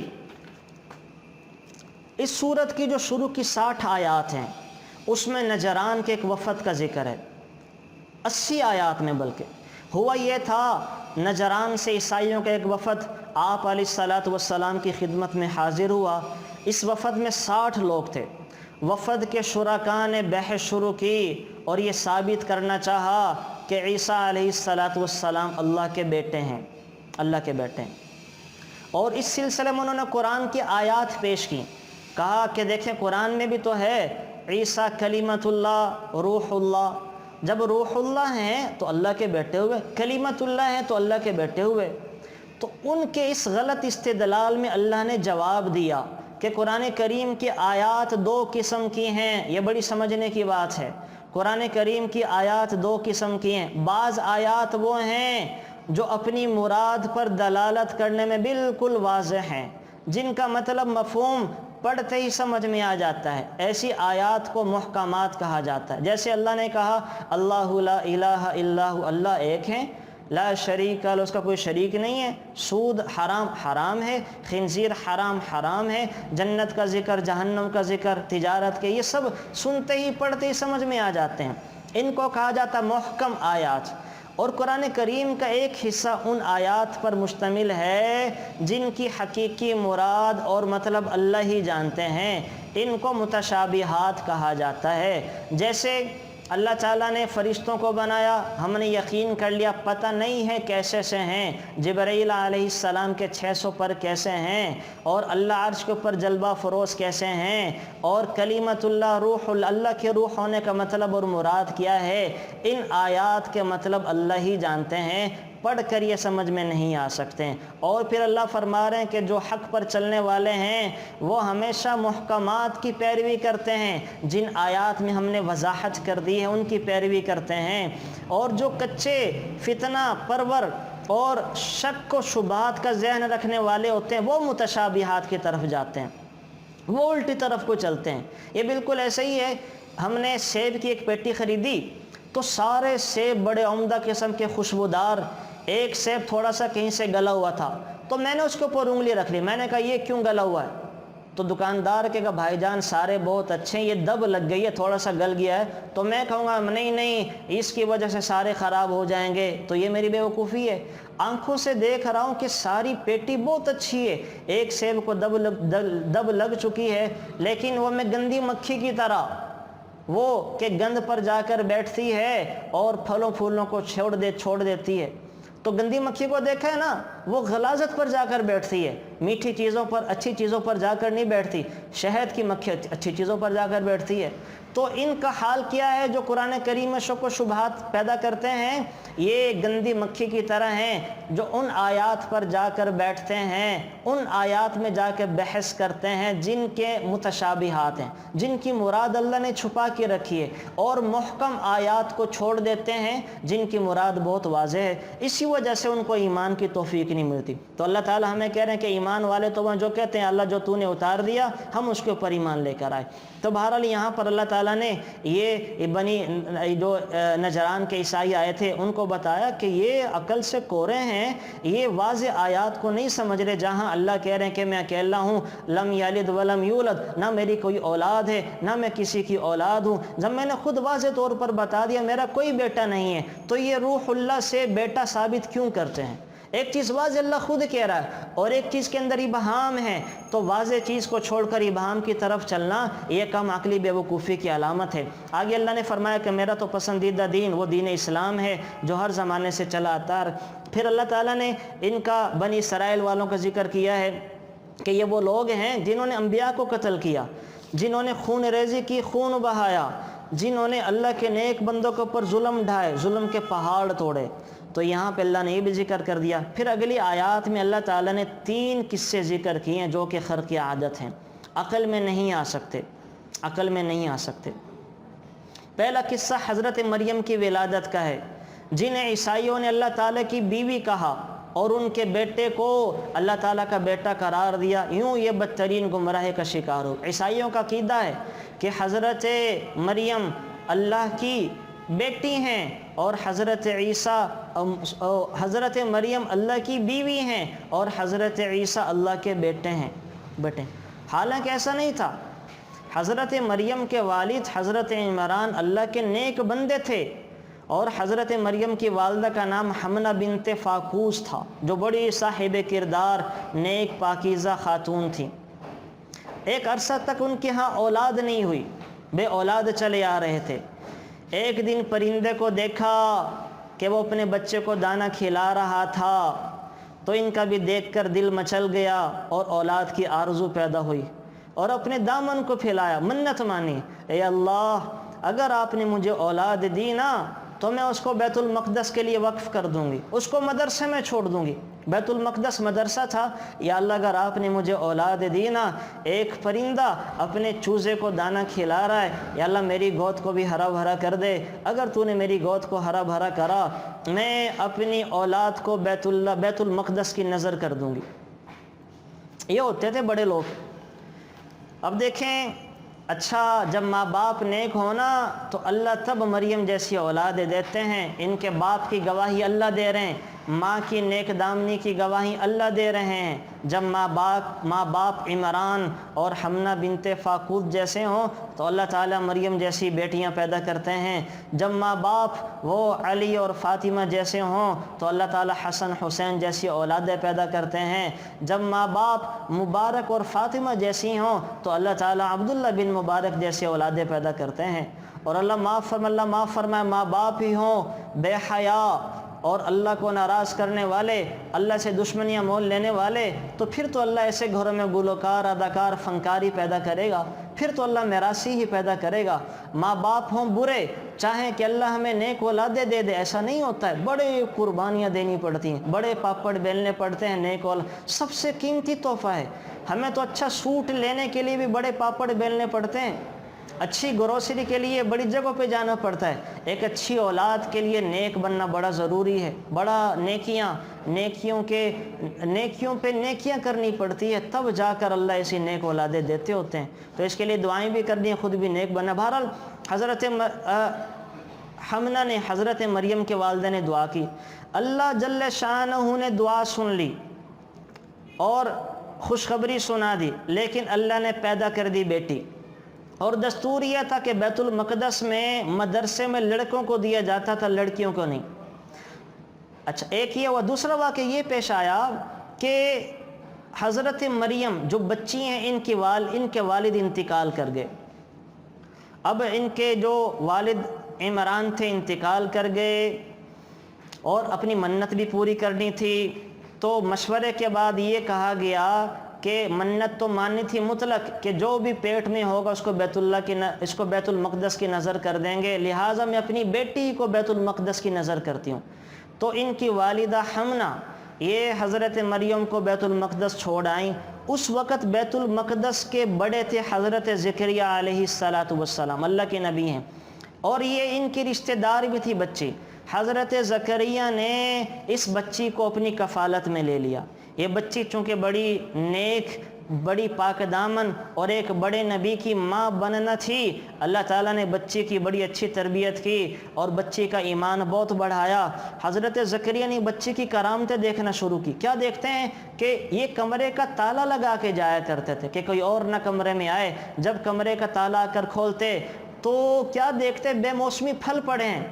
اب پھلوں کا موسم بھی نہیں ہے، اندر کوئی آ نہیں سکتا، نہ انسان نہ جنات۔ تو پوچھتے یا مریم انا لکی ھذا، اے مریم یہ پھل رزق کہاں سے آتا ہے؟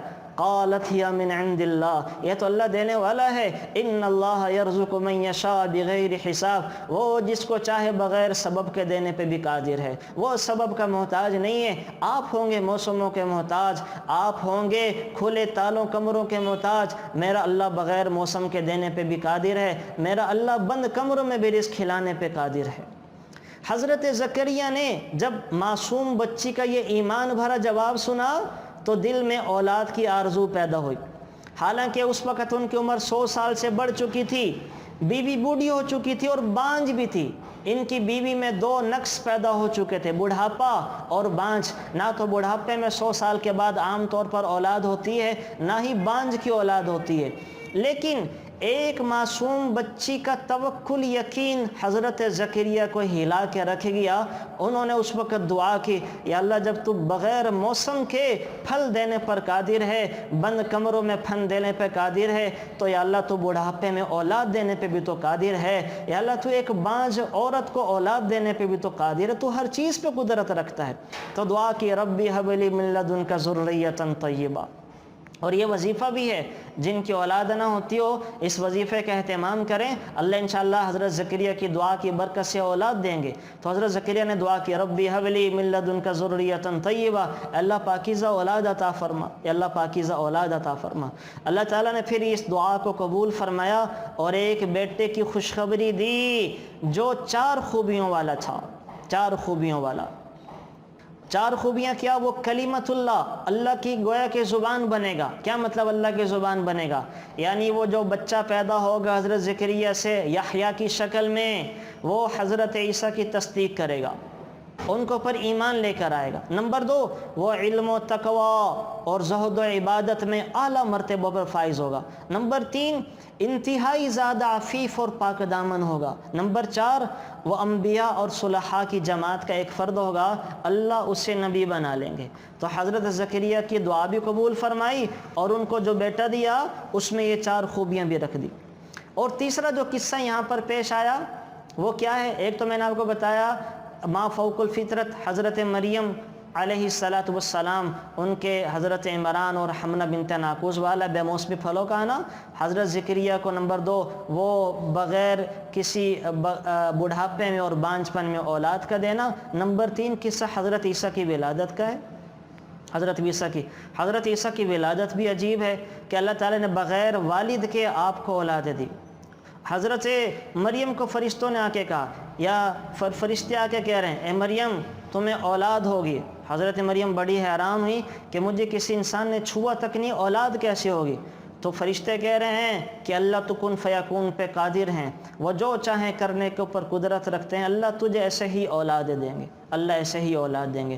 حضرت عیسیٰ علیہ السلام پیدا ہوئے۔ انشاءاللہ یہ حضرت عیسیٰ کے بارے میں ڈیٹیل سورۃ طٰہٰ کے اندر جب آئے گی وہاں ذکر کر دوں گا، یہاں بس سرسری سے اشارہ کرتا جا رہا ہوں۔ تو حضرت عیسیٰ جب پیدا ہوئے اور مختلف معجزات ان کے سامنے آئے تو یہودیوں نے آپ کو قتل کرنے کا ارادہ کر لیا، یہودیوں نے قتل کرنے کا ارادہ کیا اور اللہ تعالیٰ نے آپ کو بچانے کی تدبیر کی۔ یہودیوں نے کیا کیا؟ قتل کرنے کے لیے یہاں پہ یہ ساری آ گئی، وَمَكَرُوا وَمَكَرَ اللَّهُ وَاللَّهُ خَيْرُ الْمَاكِرِينَ إِذْ قَالَ اللَّهُ يَا عِيسَىٰ إِنِّي مُتَوَفِّيكَ وَرَافِعُكَ إِلَيَّ وَمُطَهِّرُكَ مِنَ الَّذِينَ كَفَرُوا وَجَاعِلُ الَّذِينَ اتَّبَعُوكَ۔ تیسرے پارے کا جو تیسرا پاؤ ہے آخری پاؤ سوری، وہاں سے یہ سارا قصہ شروع ہو رہا جو میں آپ کو سنانے جا رہا ہوں۔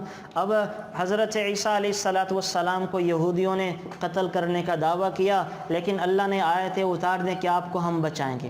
حضرت عیسیٰ کے بندوں میں سے کسی ایک نے مخبری کر دی کہ عیسیٰ یہاں پر ہیں، کمرے میں گئے ہیں، تو یہودی داخل ہوئے، وہ مخبری کرنے والا بھی داخل ہوا، حضرت عیسیٰ کو پکڑا گیا، سولی پہ لٹکا دیا گیا۔ لیکن اللہ نے اپنی قدرت سے کیا کیا، حضرت عیسیٰ کو آسمانوں پر بلا لیا، اور جو مخبری کرنے والا تھا اس کو حضرت عیسیٰ کی شکل دے کے سولی پہ لٹکا دیا۔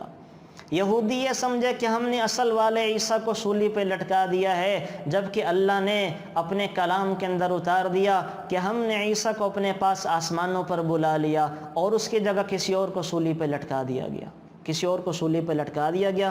اب حضرت عیسیٰ علیہ السلام امت محمدیہ میں آپ علیہ السلام کے امتی بن کے تشریف لائیں گے، جو کہ انہوں نے دعا کی تھی، اور حضرت عیسیٰ، حضرت امام مہدی، یہ دونوں مل کر دجال کے ساتھ لڑیں گے۔ یاجوج ماجوج کے ساتھ جب آئیں گے تو وہ یہ پھر اللہ کہے گا کہ تم پہاڑوں پہ چلے جاؤ، میری اس قوم کا کوئی مقابلہ نہیں کر سکتا، تو اللہ تعالیٰ جو ہیں وہ دجال کو ان کے ہاتھوں سے اور یہودیوں کو شکست ہوگی۔ آپ حیران ہیں کہ دجال اتنا بڑا، ساری دنیا، شیطان کا آخری مہر، آخری پتہ ہے دجال جو وہ پھینکے گا، اور کروڑا کروڑ اربہ ارب انسانوں کو کافر بنا دے گا۔ اللہ نے سمندروں میں چھپایا ہوا، آج تک کسی کو نہیں مل سکا۔ یاجوج ماجوج کی سب سے طاقتور قوم، اللہ نے اس کو سد سکندری کے پیچھے چھپا دیا ہے۔ آج کی سائنس اور قیامت تک آنے والی سائنس اس کو تلاش نہیں کر سکے گی، اللہ جب چاہیں گے نکال لیں گے۔ تو اللہ تعالیٰ نے زمین میں اور پہاڑوں میں پتہ نہیں کیا کیا چھپا کے رکھا ہے، میرے اور آپ کے عقل کی وہاں تک رسائی نہیں ہے۔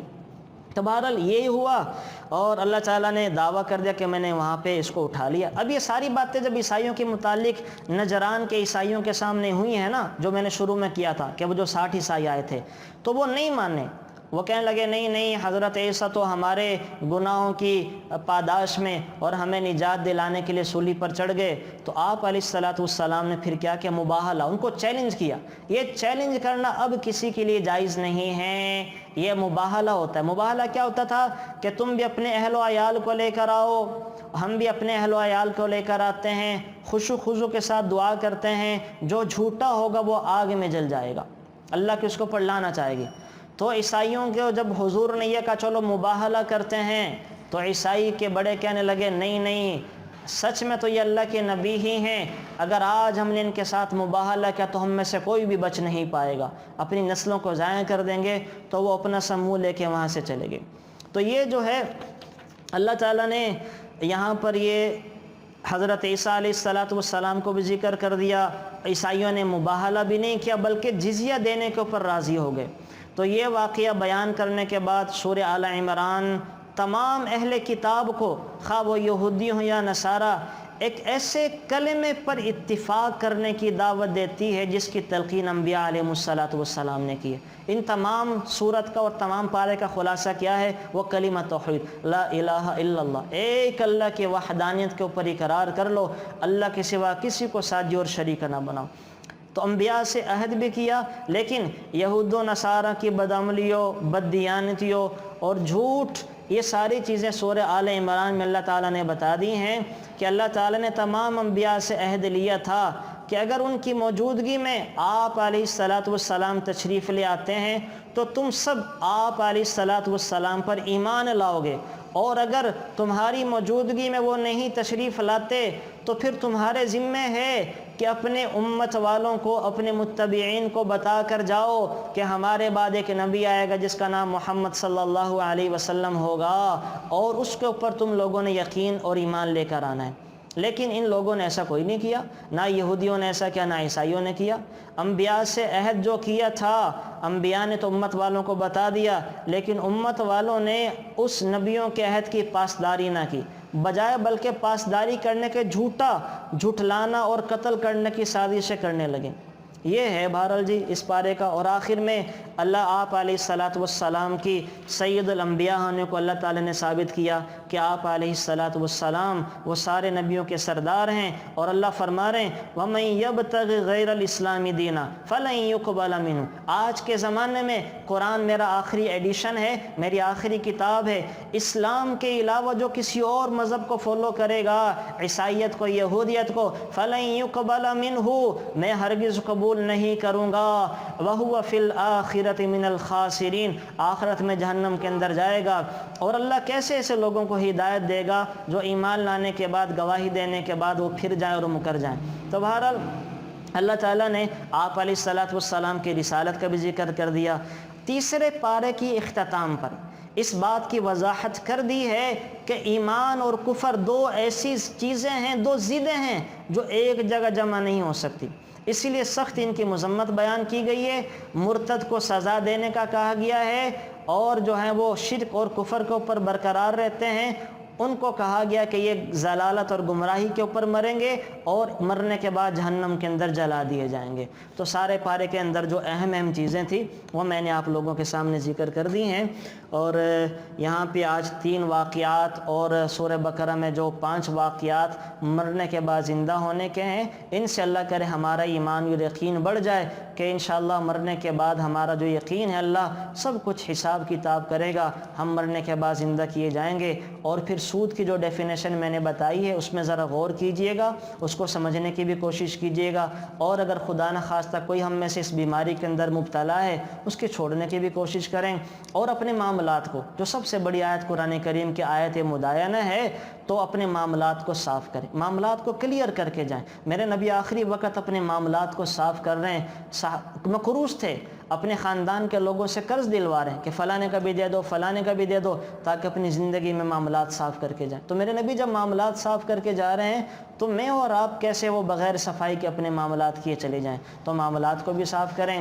اور اللہ کی ذات کے اوپر ہمارا ایمان اور یقین بڑھ جانا چاہیے، اور جو اسی طرح سے یہ آیت الکرسی کا بھی اہتمام کر لیں۔ جمعہ کے دن جو ہے وہ سورہ کہف پڑھنا مسنون ہے۔ آپ علیہ السلام نے فرمایا سورہ کہف دجال کے فتنے سے بچانے والی ہے، سب سے زیادہ جو دجال کے فتنے سے بچانے والی صورت ہے وہ سورہ کہف ہے۔ سورہ کہف کا اہتمام کریں۔ اللہ کے نبی نے فرمایا جو جمعہ کے دن سورہ کہف پڑھے گا اگلے جمعہ تک اللہ اس کے لیے ایک نور پیدا کر دیتے ہیں جو اس کی حفاظت کرتا ہے۔ تو گھروں میں جا کے بچوں سے بھی پڑھوائیں، خود بھی پڑھیں، تاکہ اللہ تعالی ہماری وہ ہر اگلے جمعہ تک ہر جمعہ پڑھیں گے انشاءاللہ ساری زندگی حفاظت رہے گی۔ تو اس کا اہتمام کر لیں۔ اللہ تعالیٰ مجھے آپ کو عمل کی توفیق نصیب فرمائے۔ Thanks for watching. Please subscribe, like, share Mufti Sufyan.